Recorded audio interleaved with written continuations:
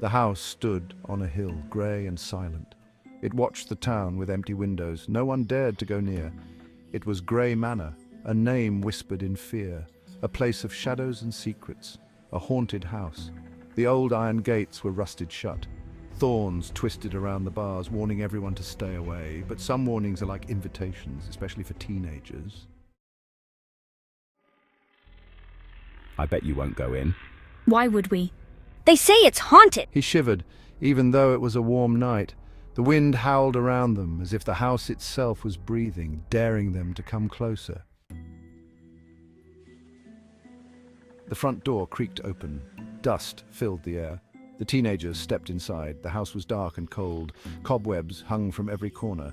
The air was heavy with silence. They walked down a hallway. Their footsteps echoed on the wooden floor. Each sound made them jump. Then they heard it, a soft whisper. A name, Eliza.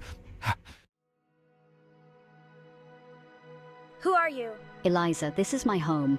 The teenagers froze. Their blood turned to ice. The whisper came again, closer this time.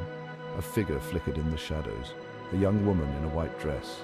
Her face was pale and sad. Her voice echoed with a deep sadness. Section 5. The Diary. The teenagers learned about Eliza from her diary. They found it hidden in a secret drawer.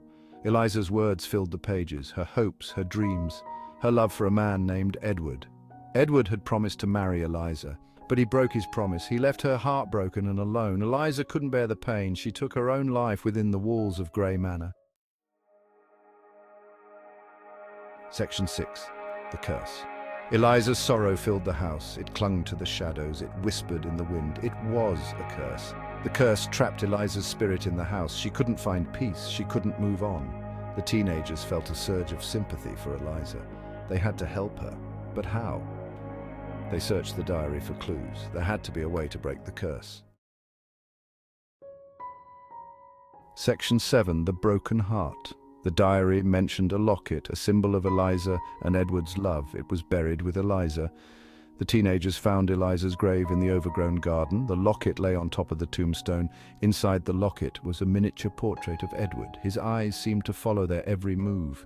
They knew what they had to do. They had to reunite Eliza with the locket to mend her broken heart. Eliza, we found this. We think it belonged to you. Edward, thank you. You have freed me. Now Gray Manor can be free too. Section 10. No more shadows. Eliza's figure faded away. The light slowly dimmed, but the house felt different. It wasn't cold anymore. It wasn't filled with sorrow.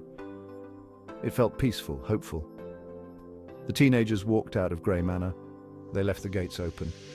The house was no longer a place of fear. Gray Manor stood on the hill, bathing in the moonlight, waiting for a new chapter to begin.